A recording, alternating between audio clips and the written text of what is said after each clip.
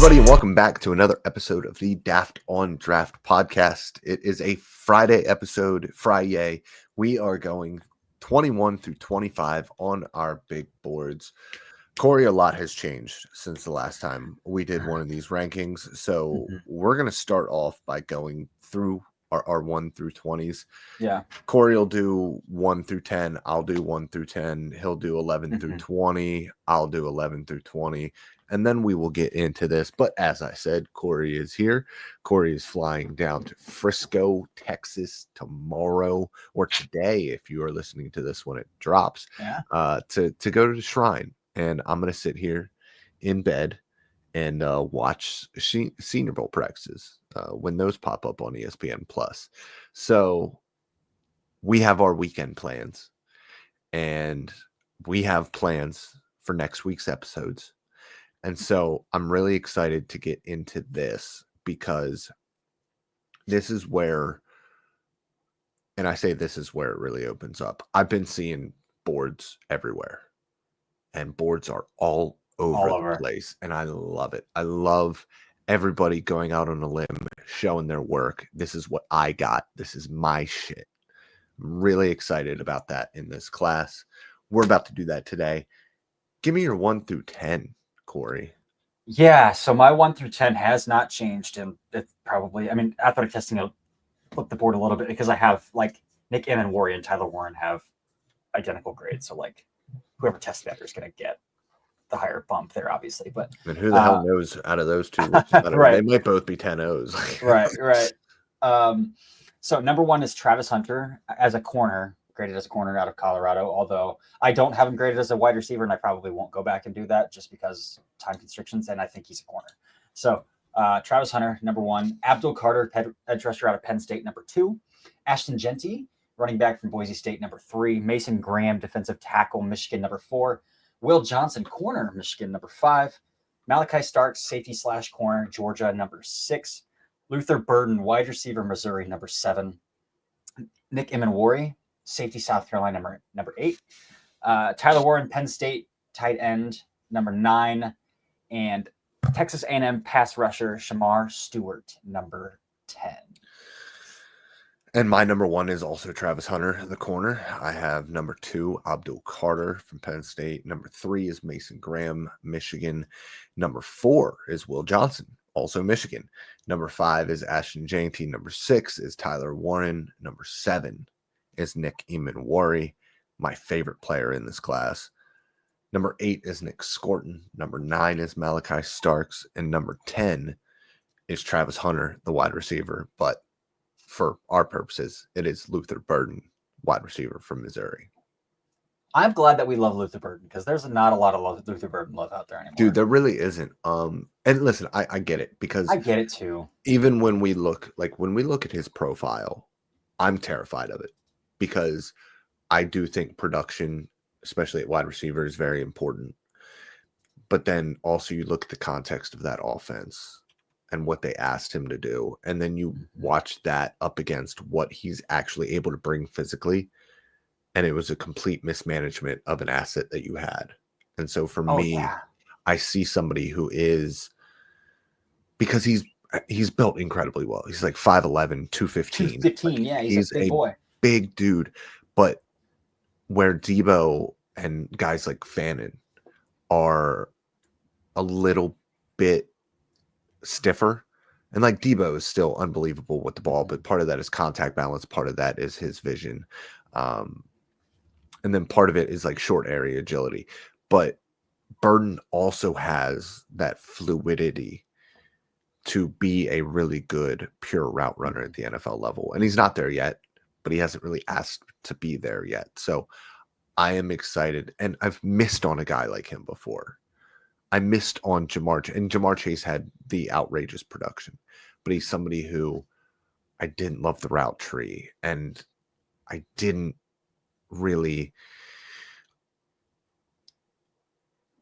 put the right stock into the physicality that he played with and the explosiveness that he played with. And that's where I'm not going to miss with Luther Burden. And that's where I'm at too. Like I've been vocal on this podcast that I've missed on wide receivers because I just prioritized route running and separation so much. And I think that's really great to where I just completely overlooked play strength through contact. And that's, I mean, Jerry Jeudy burst on the scene in Cleveland this year, but like that's where I missed on a guy like Jerry Jeudy early in his career because, and it's still in Cleveland. Anytime he's getting initiated through the catch point, like he struggles. Another Cleveland receiver, Elijah Moore, is another guy I missed on. He was drafted by the Jets. I had a top 40 grade on Elijah Moore, like because he's an excellent route runner and he separated really well. Sky Moore. Sky Moore. Sky Moore was a little more stiffer than I thought he was too, and that was a huge miss for me because I love Sky Moore coming out. But it's not only that with Luther Burden, but like the dude's body control, late hands, ability to locate the foot track and locate the football. Yep. Unbelievable. Unbelievable. So yeah, I'm not missing on Luther Burden this year. I'm not doing it. All right. 11 through 20. 11 through 20. That was a little side track we went on there. 11 for me. LSU offensive lineman Will Campbell. 12, James Pierce, edge rusher from Tennessee. 13, Teteroa McMillan, wide receiver, Arizona. 14, Joshua Simmons, offensive tackle, Ohio State. 15, Azarie Thomas, cornerback, Florida State. I finally figured out how to say that correctly. Thank you, Clay Fink, who DM'd me the pronunciation on Twitter. Azarie. Number 16 is Caleb Johnson, Iowa running back. Number 17 is Emeka Egbuka, wide receiver, Ohio State. Number 18 is Oregon offensive tackle Josh Connerly. And here's a new addition that wasn't in our 15 through 20 episode that I need to talk about now that did bump one guy into my 21 through 25, which we'll go over today. 19 for me now, because I don't think that there was even a playoff game on tape the last time we did these. That's how long it's been since It's been a while. Number 19 for me is Ohio State offensive tackle, graded as an offensive tackle, Donovan Jackson. Number 20 is Jahad Campbell, linebacker, Alabama. All right. I have at number 11, offensive tackle, Will Campbell from LSU. Ooh. Yeah. At number 12, I have Teteroa McMillan. Number 13, James Pierce Jr. Number 14, Shamar Stewart. Number 15, Armand Membao. Number 16, I have Caleb Johnson. Number 17, Jihad Campbell. Number 18, Alfred Collins. And listen, guys, I know he ain't going to get drafted anywhere near there. I'm not saying that he does deserve to get drafted anywhere near there. All I'm saying is he is the best run defender I have ever watched. Number 19, Emeka Egbuka. Number 20, a new addition, Kelvin Banks. Love it. Love it. Love it. So now, so before we dive into 21 through 25, we should talk about our new additions. You talk about Kelvin Banks. I talk about Donovan Jackson a little bit. I feel like we need to talk about that. All right. We can talk about it quick. Let's get in and get out. So, you go. Yeah, go ahead. Oh, okay, fine. So so 21 for me is Savon Revel, who was number 20 in our last episode, corner from ECU. So I don't need to talk about him. If you want to know about his report, go listen to that episode. Donovan Jackson playing offensive tackle. He is 6'3.5", if I had to guess. Maybe he's pushing full 6'4". 34 and 3/8 inch arms. But what does it for me is, man, his foot speed is stellar at offensive tackle after being a guard for 3.5 years of his NFL or of his college career. Started ever since he's a true freshman at guard. But man, he's setting vertically. He's setting 45, and he's rerouting guys like James Pierce back inside. He isn't, and that's the big thing for me when I talk about, like, this is again why I have Jonas Savaianai graded as an offensive tackle and Will Campbell graded as offensive guard. If I see that you struggle and give up a soft outside shoulder, that's where I say, like, that's a guard. Rashawn Slater, 33-inch arms and 6'3". Dude had a strong outside shoulder because his foot speed was tremendous to match any sort of speed and bend on the outside. Donovan Jackson's not a Rashawn Slater level athlete. I would never compare him to that. But his foot speed is more than good enough. I didn't see him give up bend or speed along the outside track at all in these 4 games in the playoffs. And honestly, the Michigan game was a little rough through the chest, but I went back and watched after we talked about it off air once, and I didn't see him getting beat on the outside shoulder. But there might not have been a better college football player in the college football playoffs in this 4-game stretch than Donovan Jackson. And I can't overlook that. And that's why on DaftOnDraft.football, I wrote a film room breaking down why I think he deserves the chance to play offensive tackle at the NFL level. Yeah, and I don't hate it. I need to still go through his playoff performances and find out if I like him at guard or at tackle. Um, but I really like the player at guard, so I will probably like him at tackle. I started off with the Michigan game with him at tackle because I was just going kind of in order and I didn't get through anything else, but Mhm. we will get there. I added Kelvin Banks, and it's because the more I watched, especially in the playoffs, the more I believe in the athleticism, the explosiveness, the redirectability is the big one that I think he really showed a lot more of. Listen, you're just not going to see any vertical sets in that offense. And that is scary because I don't think that his foot speed is tremendous. But what I do like about him is that he's really incredibly patient with his hands. I think that you need to get him with, and this is something that we don't talk about enough with offensive linemen, you need to get these guys with the right offensive line coaches, with Mhm. the right technique for strikes and what they are comfortable with. Because at the end of the day, I don't really like the way that either of the Texas guys do it. And that's a coached thing, I think. Mhm. What I do love is the patience that both of them have. And so he has that patience. I like the outside hand. I like that when he is in his 45, I think he's more than explosive enough to survive at left tackle. And I think that when they did get behind in the playoffs against Ohio State, I thought that he did a better job than I was expecting. Even though JTT is not a pure speed rusher, they were able to kind of pin their ears back a little bit. And I thought that he did a much better job than I expected him to. And so it's just a little bit more of a confidence boost for me seeing him in the playoffs. So I bring this up. It's another little side tangent because this is where we have differed on Will Campbell, who you think is a tackle and I think is a guard.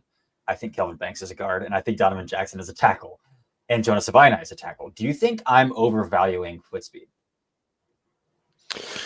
I think there's a very good chance that everybody overvalues certain traits.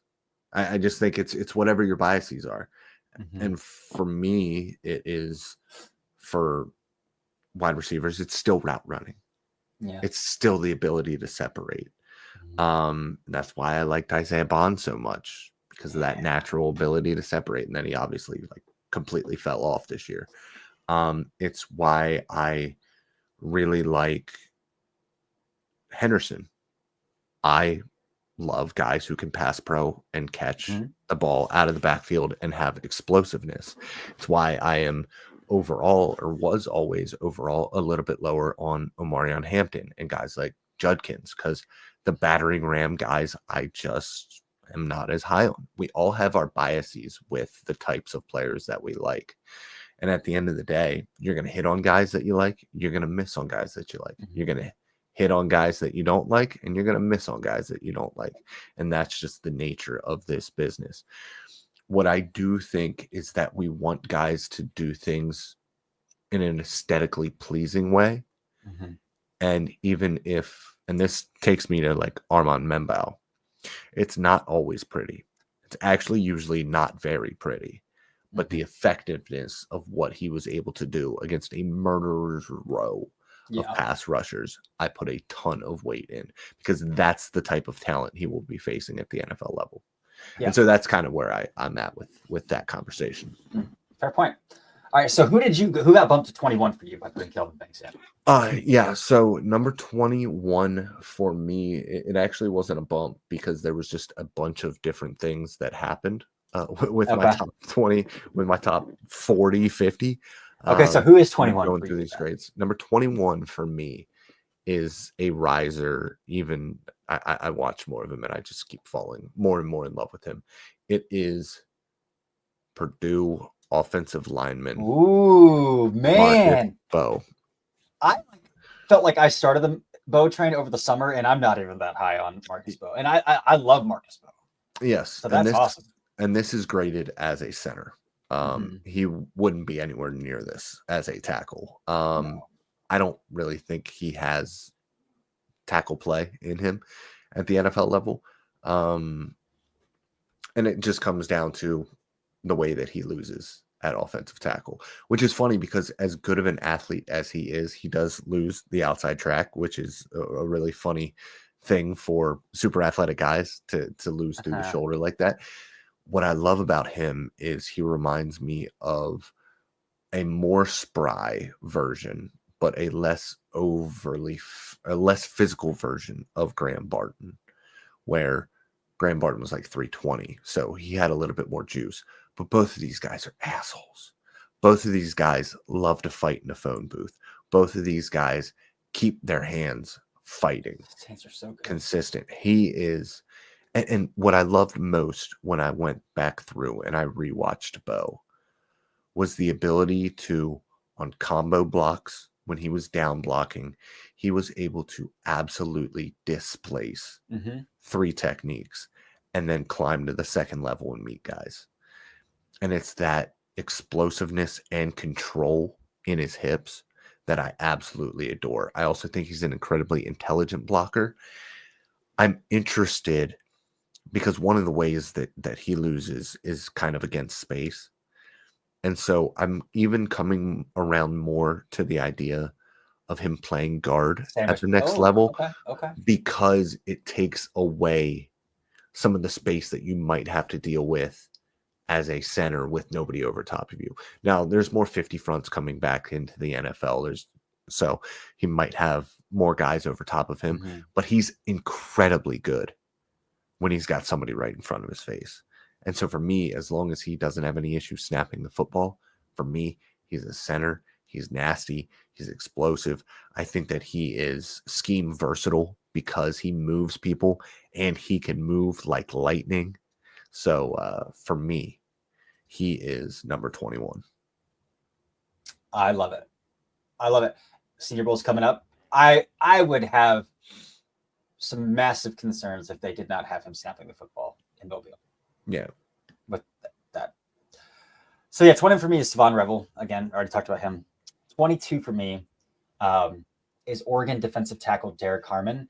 And this is one of those, there's players every year, right? Where you rank them, you're like, that feels too high. But then I go back over my notes. It was like, well, let me read over my notes. Did I grade it appropriately based on what I wrote in my notes? Like, yeah, I did. That's the player I think he is. And Derek Harmon is that player for me. And honestly, what it comes down to is I came into watching Derek Harmon just anticipating he was going to be a slippery pass rusher because that's all the highlights you see. But what really sold me on Derek Harmon is the run game reps where he's got an impressive upper body where he is locking out and holding down gap integrity extraordinarily well. And then you throw in this guy's got some fluid hips. This guy can play outside his frame a little bit for being a big dude. This guy can. And so I do think playing next to Jamari Caldwell, who can take up a lot of space, helps a lot. But I think he's got tools, lower half tools. He might be the most, I'd say Walter Nolan is probably the most fluid offensive tackle or defensive tackle in the class, even though I don't really like Walter Nolan. But I would say outside of Mason Graham. Outside of Mason Graham. Sure. Yeah. But Derek Harmon's really fluid, man. He can play outside with his ankles outside of his hips. I think his hands got better as the year went along. But again, what really sold me is I just anticipated I'm going to go in and I'm going to think this guy's a freaking 2-down pass rush dependent defensive tackle who isn't going to be able to see the field early in his career on rundowns. And I kind of came away not really the opposite because I do think he's still a good pass rusher, but I think he's a better run defender. That's exactly how I look at him too. That's exactly everything that you went through on your journey with Derek Harmon is exactly what I went through with my journey with Derek Harmon. And he's a little bit lower for me. He won't be in this top 25, but he is not far away from that.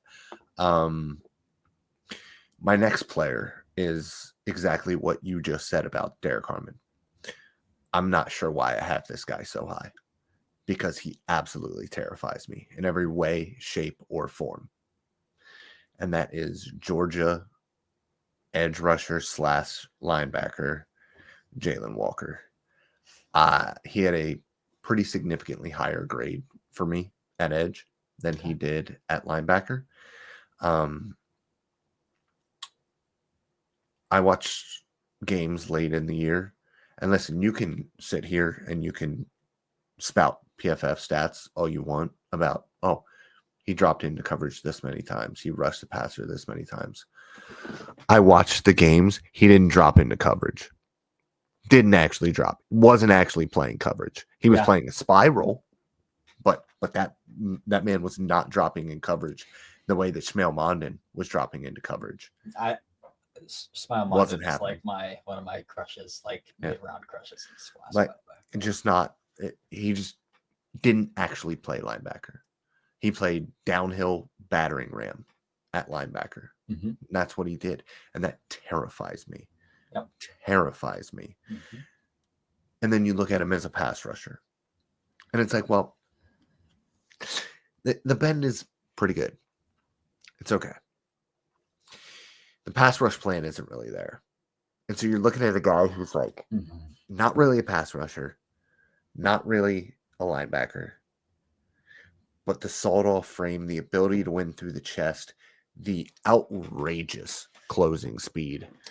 Mm-hmm. I understand, and Abdul Carter is Micah Parsons, but I understand why people thought that Jalon Walker could be Micah Parsons, because that closing speed, that teleportation ability, that plays at any level. He is going to chase down quarterbacks who are trying to get outside of the pocket, and it will be mind-blowing that he was able to get there as fast as he did. Quarterbacks will want to throw the ball away and not have the opportunity because he's able to close that fast. And I think when you are 6'2", 245 pounds, move the way that he does, I really like him for odd front teams with the ability to drop into the flats if he has to, and the ability to rush off of the edge. That's the linebacker that I want to use him as. Okay. And I think that's where his biggest value is, because I think that Micah Parsons could have been a really good off-ball linebacker. But the more value, if you can get it out of him on the edge, is on the edge. I would agree that the value's there. I will talk about Jalon Walker a little bit later. Yeah. At the other position. Who is 23? 23 for me is Omarion Hampton, running back from UNC. And I was talking about battering rams and how I don't like them all that much. But good Lord, the juice that Omarion Hampton has at the first and second level is outrageous. I don't think there's a more purely explosive runner in that like gear 1 to gear 3 than Hampton. And on top of that, I think he's a really good pass catcher out of the backfield. He's not somebody who you're going to split out wide like you would with like even Raheem Sanders and ask him to run routes, but he can catch the ball out of the backfield. I really started to like him in true outside zone looks, which is something that years prior, I didn't think that he had zone eyes whatsoever. And so I think that was a big improvement this year overall. I think that he has more than enough long speed to create explosive plays.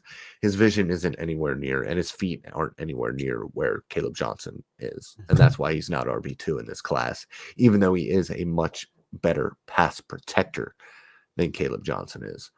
I think that on duo runs, he could stand actually to bounce it a little bit more.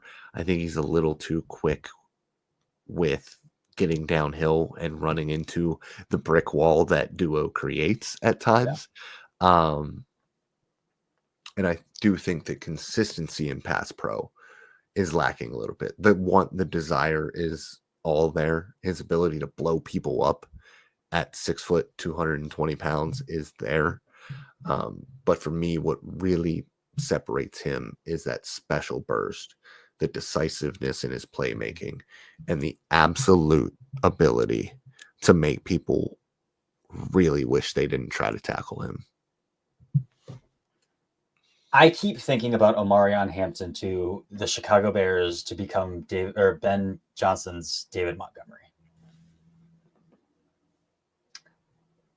Yeah. Which is funny because David Montgomery was in Chicago. And right.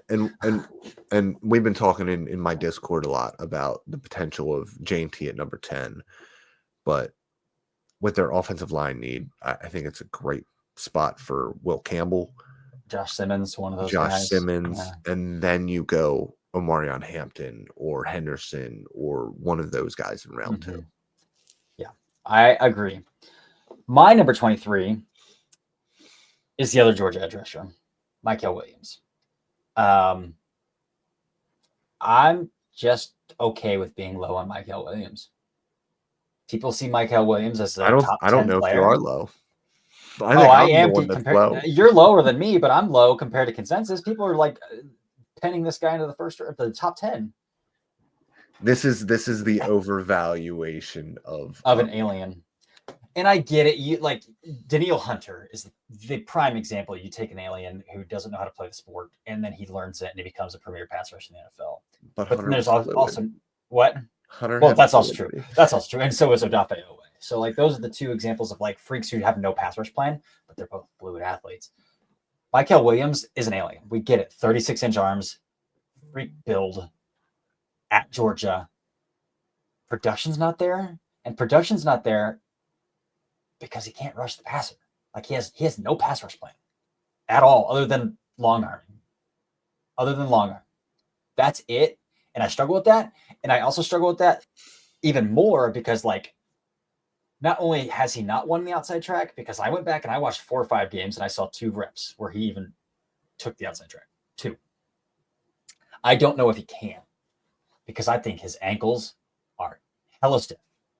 So it's just kind of the Tyree Wilson kind of figured it out though. Like this is the Tyree Wilson thing. Tyree Wilson's kind of the same way. Stiff as a board, can't really win. Like, can he figure out a way to just win through the chest consistently? Like that's what I struggle with. You can win through the chest consistently at the college level when you're playing against future realtors and insurance salesmen.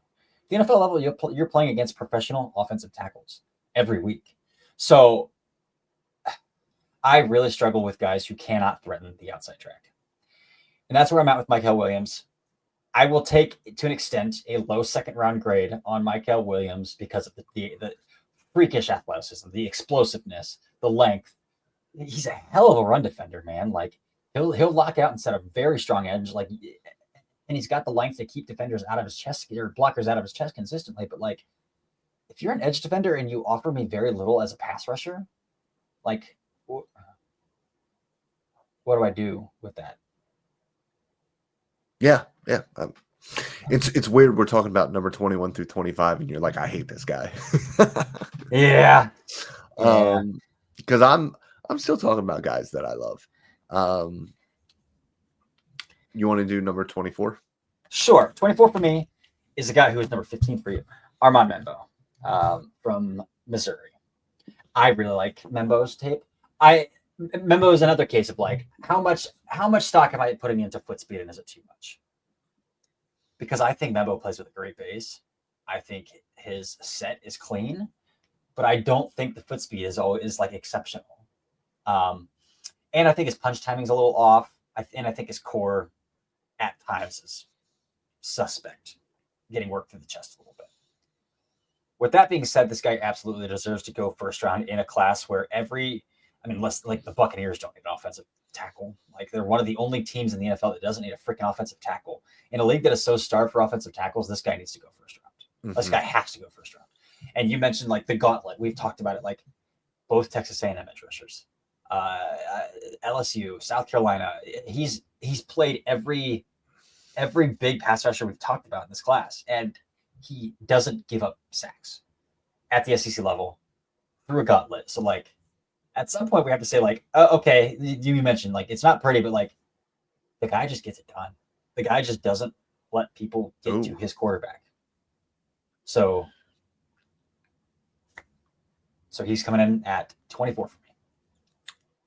You know I love that.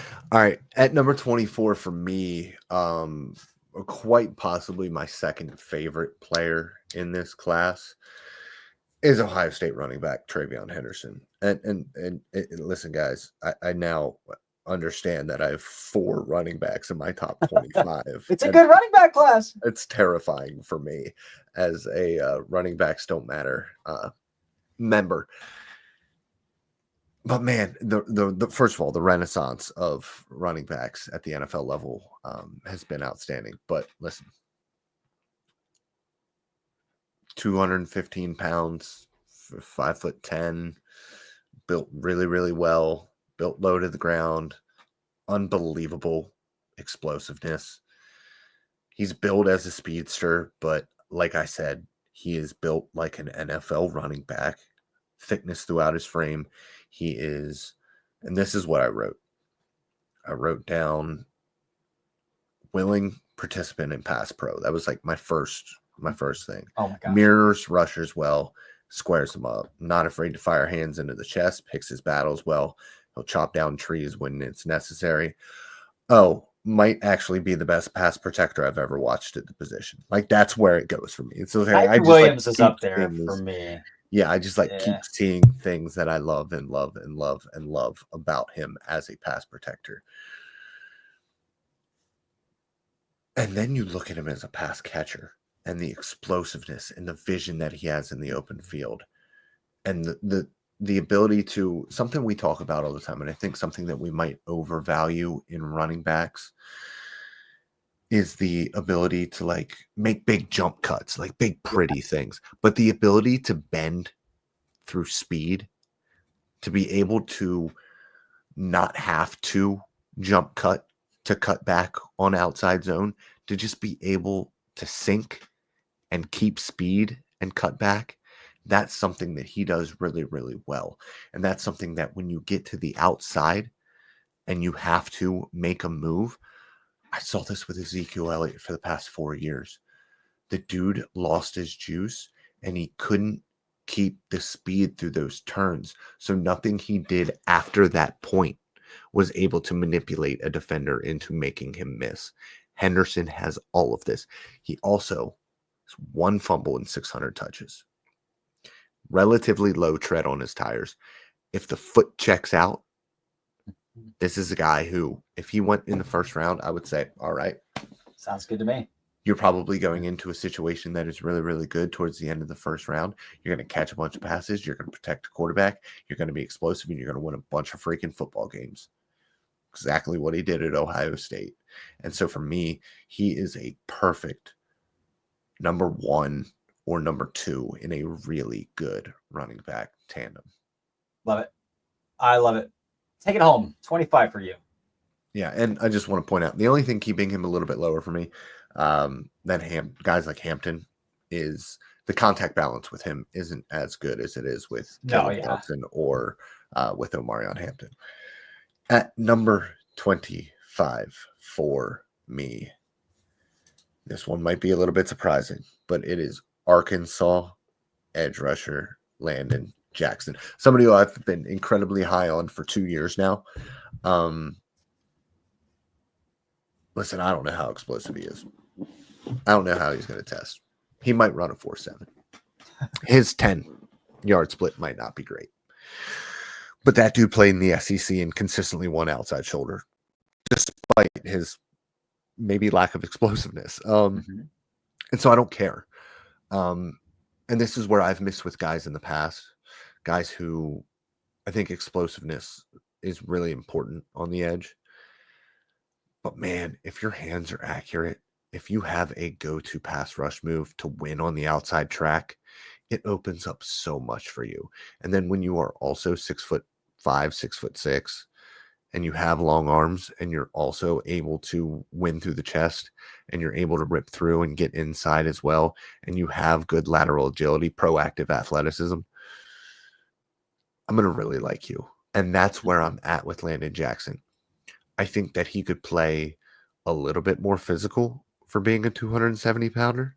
I wish that he was like a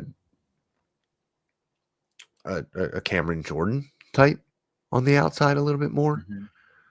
But I don't think he's super finesse either. And he's got very strong desire in pursuit. So for me, I look at him and I look at him opposite of another big, long guy in, say, Detroit, being the Robin to Aiden Hutchinson's Batman when he gets healthy. He also was a WWE NIL guy. Dan Campbell is going to absolutely love that. The only thing with him is, although he's 270 pounds, I do think the pad level when he is condensed inside isn't very good.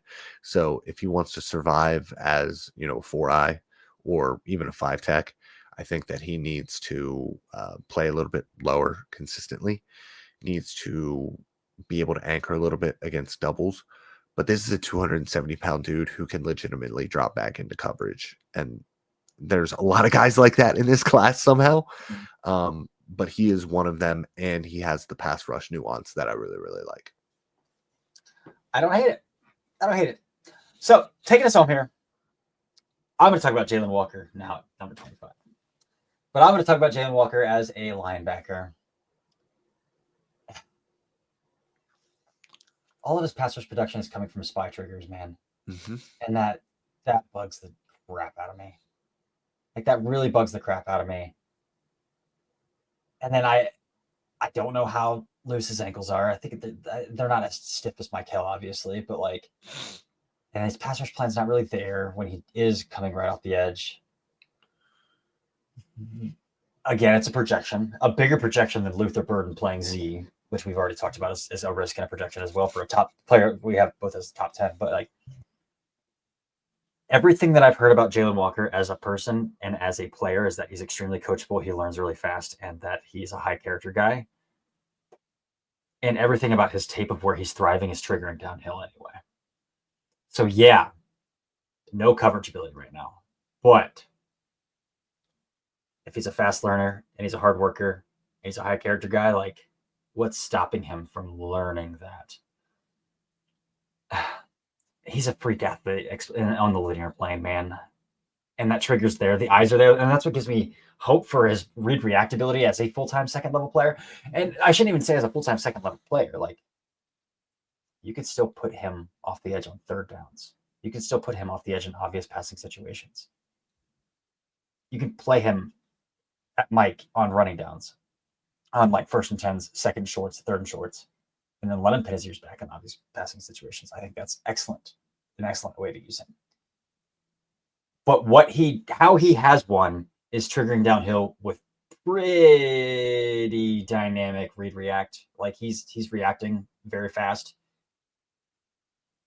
I think that translates better at linebacker. Yeah, man. Listen, we're going to agree to disagree on Jalon Walker for now. Years will tell us who was right, who was wrong, and we might both be wrong. He might just suck at both. Who knows? That's the way that the NFL goes. I mean, the NFL drafted Devin White at number 5 overall, and which is really funny because Jason Light has historically been a very good drafter. Mm-hmm. He took Devin White 5th overall. Yeah, it happens. He lives and you learn. Yeah. Yep. And we've seen guys, I mean, he might start at linebacker and move down to the edge. He might start at the edge and move to off-ball linebacker. It wouldn't be the first time that we saw a position change at the NFL level. Hassan Reddick, Simmons. Mm-hmm. Everybody who has ever played for the Arizona Cardinals. Isaiah Simmons playing safety and playing linebacker. And so, yeah, I mean, it's going to be interesting because the athleticism is obviously there with him to be a blank slate and do anything at the NFL level. He's one of those kinds of athletes. And when you get the gold star character stuff as well, you can bet a little bit more money on a guy like that. Yeah. So, in both of our top 25s, we don't feel great about him in our top 25s, yeah. But that's kind of just the way that this class is. I think that we've kind of talked about it, like 7, 8, maybe 9 guys we feel really, really good about. And then there's a pretty significant drop off after around there. And then it's pretty much wide open. And depending on who you talk to, those 5 or 6 players might be completely different. I know people that have Harold Fannin Jr. at tight end 1. I know people that have Gunnar Helm over Colson Loveland. You're looking at one right now if you're watching this or or listening to it. you're hearing him talk. So there's a lot of differences in this